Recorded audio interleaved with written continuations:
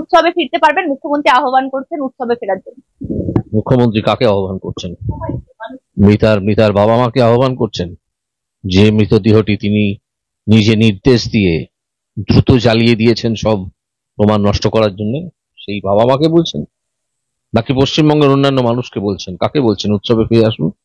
তিনি কি জানেন যে পশ্চিমবঙ্গের প্রতিটা মানুষ এই মেয়েটির মৃত্যুকে, এই মেয়েটির হত্যাকে, এই মেয়েটির ধর্ষণকে নিজের পারিবারিক ক্ষতি বলে ধরে নিয়েছে, গ্রহণ করেছে পারিবারিক ক্ষতি হিসেবে? সেই জন্য তারা সারা রাত জাগছে, বিভিন্ন সময় রাতের পর রাত জাগছে, প্রতিদিন মিটিং মিছিল, আপনার আসন কাঁপছে থরথর করে। আপনি বলছেন উৎসবে ফেরো? নির্লজ্জ এক মানুষ এই মমতা ব্যানার্জি। উনি বলছেন যে এই যে আপনি বলছেন মানুষ রাত দখল করছে, রাত দখলেও তো পুলিশ প্রোটেকশন দিতে হচ্ছে, এত রাত দখল হচ্ছে, সাধারণ মানুষ বিরক্ত হয়ে যাচ্ছে রাত দখলে। সাধারণ মানুষ রাত দখলে বিরক্ত হয়ে যাচ্ছে? উনি হয়তো বিরক্ত হচ্ছেন, ওনার হয়তো ভয়ে পা কাঁপছে। আমি কোনো সাধারণ মানুষকে দেখিনি যে রাত দখলে বিরক্ত হচ্ছে। বরং আমি এমন মানুষকে দেখেছি যে রাস্তা আটকে আছে মিছিল যাচ্ছে বলে, তারা হাসি মুখে গাড়ির ভেতর বসে আছেন, কেউ কেউ গাড়ির ভেতর থেকে সমর্থন জানাচ্ছেন। তিনি জানেন না, তিনি আজকে আর পশ্চিমবঙ্গের মানুষের মনের খোঁজ রাখেন না। একদিন হয়তো রাখতেন যখন বিরোধী নেত্রী ছিলেন, আজকে রাখেন না, আজকে জানেন না। অত্যন্ত অসৎ একজন মানুষে পরিণত হয়েছেন। মুখ্যমন্ত্রী বলছেন যে ইতিমধ্যে অনেক তো হলো, 1 মাস তো হলো, এই যে সামনে পুজো আছে সেই জন্যই তিনি বলছেন। অনেক তো হলো মানে কি? অনেক তো হলো? কিছুই তো হয়নি, কিছুই তো হয়নি। আপনাকে এখনো টেনে নামানো যায়নি। আপনার দ্বারা চালিত যে সরকার, সেই সরকারের পদত্যাগ চাই আমি, সেটা এখনো হয়নি। আপনার সরে যাওয়া দরকার বলে পশ্চিমবঙ্গের মানুষ মনে করে, সেটা এখনো হয়নি। কি অনেক হয়েছে? কোন সব তথ্য আপনি নষ্ট করেছেন। সব যে যে ভাইটাল প্রমাণ যেগুলো, প্রধান প্রমাণ যেগুলো, সেগুলো সব আপনি নষ্ট করেছেন। আপনার নির্দেশে নষ্ট করা হয়েছে, দাঁড়িয়ে থেকে আপনার পুলিশ করেছে। না হলে পরের দিন সকালবেলায় আবার ওই পাশের ঘরের দেয়াল ভাঙা হলো। আপনি কি ভাবছেন মানুষকে এত বোকা? রেস্টরুম, তক্ষুনি রেস্টরুম তৈরি হয়ে যাবে, দেয়াল ভাঙতে হলো তক্ষুনি? সেই দেয়ালেই হয়তো রক্তমাখা হাতের ছাপ ছিল, কে বলতে পারে?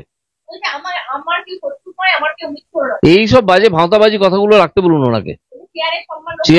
চেয়ারের সম্মান উনি রক্ষা করেছেন? যদি চেয়ারের সম্মান উনি প্রকৃতই রক্ষা করতেন, তাহলে মানুষ আজকে এভাবে পথে নেমে পড়তো না ওনার বিরুদ্ধে। মানুষ এত বোকা নয়। প্রতিটি মানুষ উপার্জন করে, বুদ্ধি খাটিয়ে উপার্জন করে, তারপর সে খেতে পায়। তারা কোনোদিন কিছু বলে না, চুপচাপ থাকে, শান্তিতে থাকতে চায়। সেই জন্যে তার মানে এই নয় যে মানুষ বোকা, মানুষ কিছু বোঝে না। মানুষ সব বুঝেছে।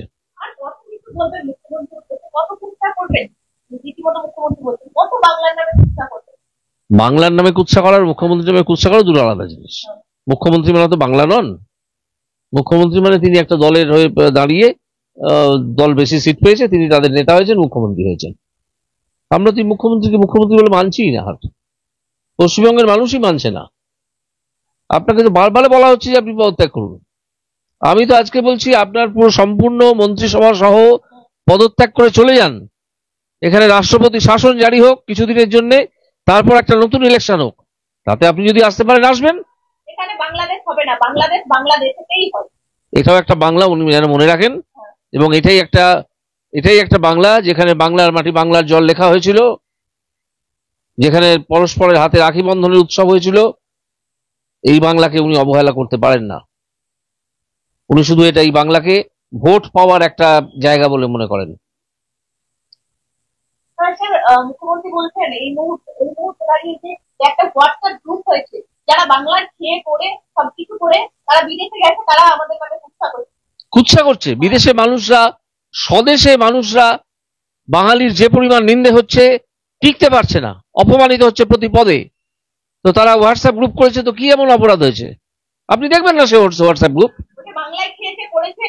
বাংলায় খেয়েছে পড়েছে। আপনার খাদ্য খেয়েছে নাকি? আপনার বালুর খাদ্য খেয়েছে নাকি? ওই যে বালু না কি নাম, ওই ছেলেটি আটকে আছে, আপনার খাদ্যমন্ত্রী, তার খাদ্য খেয়েছে নাকি? তারা তাদের পরিবারের পয়সায় লালিত পালিত হয়েছে, হয়ে পড়াশোনা করে বিদেশ গেছে। আপনি পশ্চিমবঙ্গে কিছুই রাখতে পারেননি, পশ্চিমবঙ্গকে রসাতলে পাঠিয়েছেন। সেই জন্য তারা বাইরে যেতে বাধ্য হয়েছেন। তাদের কি স্বদেশের প্রতি মায়া মমতা টান কিছু কম আছে নাকি আপনাদের চেয়ে?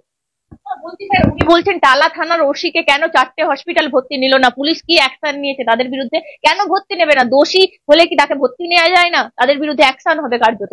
বেসরকারি হসপিটাল কেন ভর্তি নেয় টালা থানার ওসি? নিশ্চয়ই কোনো গন্ডগোল বুঝেছে, নিশ্চয়ই কোনো মিথ্যা কিছু আছে, রহস্য কিছু আছে, যে কারণে নেয়নি। নাহলে বেসরকারি হসপিটাল কেন নেবে না? তারা তো গলা কাটার জায়গা। বেসরকারি হসপিটালগুলো তো মানুষকে ধরে ধরে গলা কাটে। তাদের বিরুদ্ধে অ্যাকশন নেবে। কচু পোড়া করবেন, কারোর বিরুদ্ধে উনি অ্যাকশন নেবার কোনো ক্ষমতাই নেই, কারো বিরুদ্ধে কোনো ক্ষমতা নেই। বিনীত পদত্যাগ করবে বলে তো 4বার আমার কাছে এসেছিল, আমি বললাম না। পুজো কমিটি গুলো বা কে কি ঠিক করছে, যে আপনাদের মধ্যে আড়ালে কানে কানে ফিসফিস করে কি কথা হলো না হলো, সে পশ্চিমবঙ্গের মানুষ জানতে চায় না। পশ্চিমবঙ্গের মানুষ দেখতে চায় আপনার বিনীত গোয়েল গেছে, আপনি গেছেন, এবং নতুন নির্বাচনের পরিস্থিতি পশ্চিমবঙ্গে উদ্ভব হয়েছে এবং নতুন নির্বাচন হচ্ছে রাষ্ট্রপতি শাসনে। এইটাই পশ্চিমবঙ্গ চায়। আপনারা মানসিকভাবে ওনাকে বিপর্যস্ত করছেন, যেহেতু মানসিকভাবে বিপর্যস্ত। তো যত বাজে কথা, কে মানসিকভাবে ওনাকে বিপর্যস্ত করবে? উনি যদি বিপর্যস্ত হন, নিজের দোষে বিপর্যস্ত হচ্ছেন। ওনার ভাইপোর কারণে হয়তো বিপর্যস্ত হচ্ছেন। দেখুন, ওনার ভাইপো যাকে উনি নিজের সন্তানের মতো ভালোবাসেন, সে তার বিরোধিতা করছে। তার একটা বিরাট দল ওনার বিরোধিতা করছে। উনি তাতেই হয়তো খুব রুষ্ট হয়েছেন, খুব কেঁপে যাচ্ছেন, সেই জন্য এসব বলছেন। মুখ্যমন্ত্রী বলছেন ইতিমধ্যেই যে আপনারা যে কথাটা বলছেন, ইতিমধ্যেই বলছে কেন্দ্রীয় সরকার সমস্ত কিছু নিয়ে একটা চক্রান্ত করছে, এই যে সমস্ত যে ব্যাপারটা আরজি করের পুরো কাণ্ডটা। এই চক্রান্তের ভূত তিনি দেখছেন, তার কারণ মানুষ বেরিয়ে এসেছে এবং সেগুলো সম্পূর্ণ অ্যাপলিটিক্যাল মিটিং মিছিল হচ্ছে, রাত দখল হচ্ছে, অ্যাপলিটিক্যাল।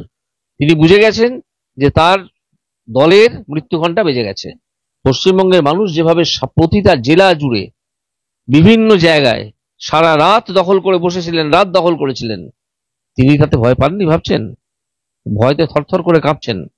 তার শাসনের অবসান ঘটেছে, এখন জোর করে আঁকড়ে বসে আছেন।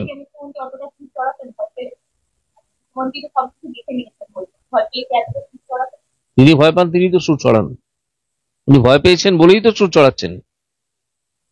অনেক লোক জানেন তো, ভূতে যারা ভয় পায় খুব, তারা যখন ফাঁকা ঘরে থাকে, কোনো একটা হঠাৎ নতুন বাড়িতে গেল বা কোনো বাড়িতে ফাঁকা ঘর, দেখবেন চিৎকার করে গান গায়। এই হচ্ছে সেই রকম আর্তনাদ। কালকে রীতিমতো দেখা গেল সুপ্রিম কোর্টে মিতার পরিবারকে মুখ্যমন্ত্রী আরো একটা জিনিস চ্যালেঞ্জ করেছে, নির্যাতিতার পরিবারকে চ্যালেঞ্জ দিয়েছেন মুখ্যমন্ত্রী, যে টাকার কথা কোথায় বলা হয়েছে আমাকে দেখান। কি দেখাবে? টাকার কথা বলেছেন? টাকার আপনি নিজেই তো স্বীকার করেছেন।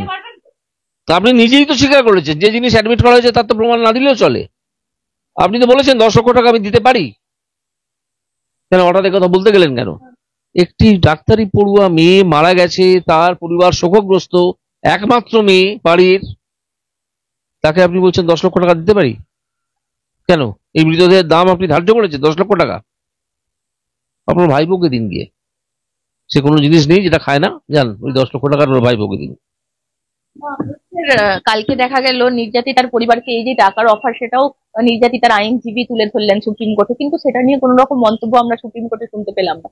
এটার কারণ হচ্ছে, অনেক সময় আমি যেহেতু কিছুদিন বিচারপতি ছিলাম এবং যেহেতু বহুদিন হাইকোর্টে ওকালতি করেছি, অনেক সময় জজেরা যে জিনিসটা তারা গ্রহণ করে নিচ্ছেন বা যে জিনিসটা নিয়ে তক্ষুনি ডিসপিউটে ঢুকতে চাইছেন না, সেই পক্ষের আইনজীবীকে বলার সুযোগ দেন না, যে তোমার ব্যাপারটা তো আমি বুঝেছি, জানি, অন্য যারা বলছে তারা কি বলছে সেটা আগে শুনি।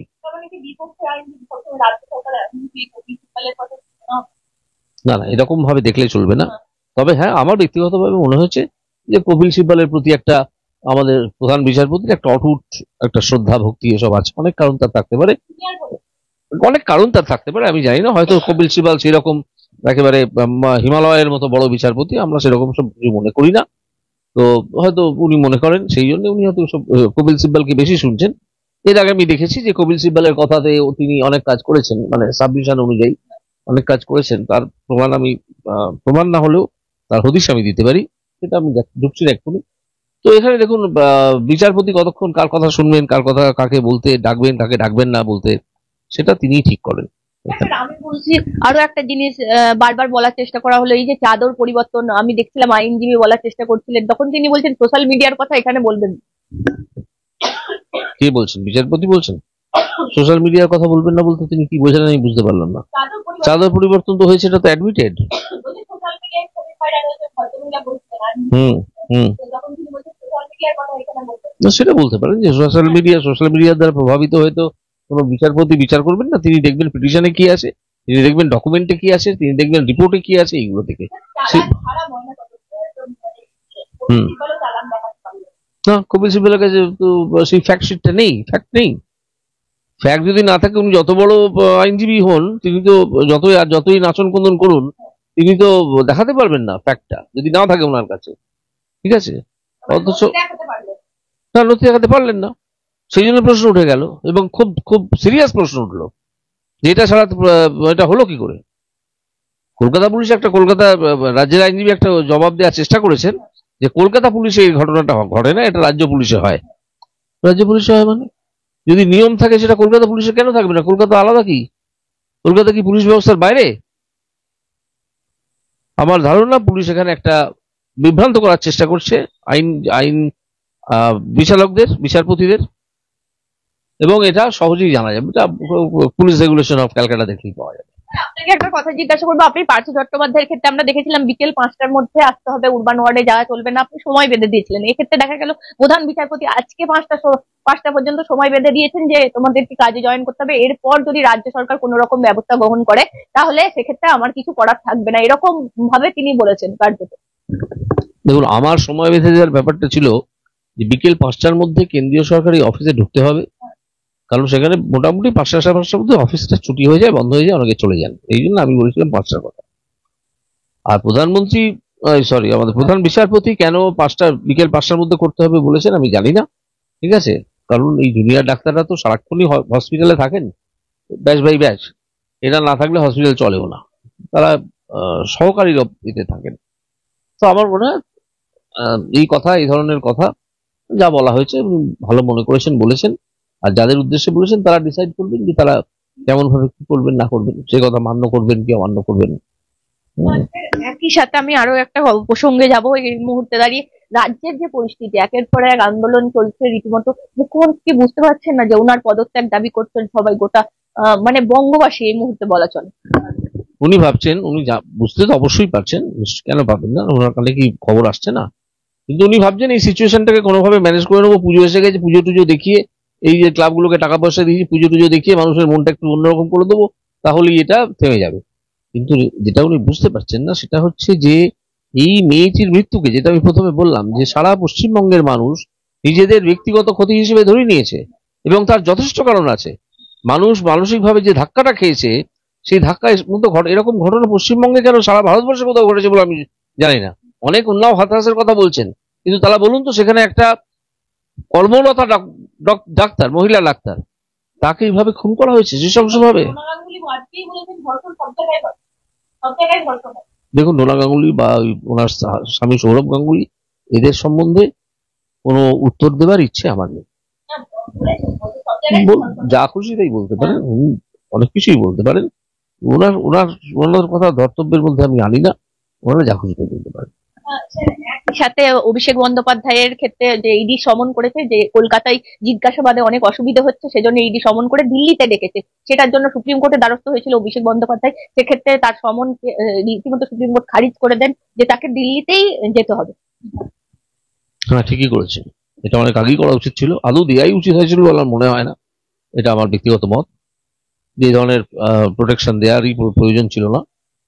তো এখন কোনো কারণে সুপ্রিম কোর্টের মনে হয়েছে যে এটা উইথড্র করে নেওয়া দরকার, তো উইথড্র করে নিয়েছেন। এবার যদি তাকে ডাকে ইডি, তাহলে তিনি যাবেন, তাকে যেতে হবে, তিনি এড়াতে পারবেন না।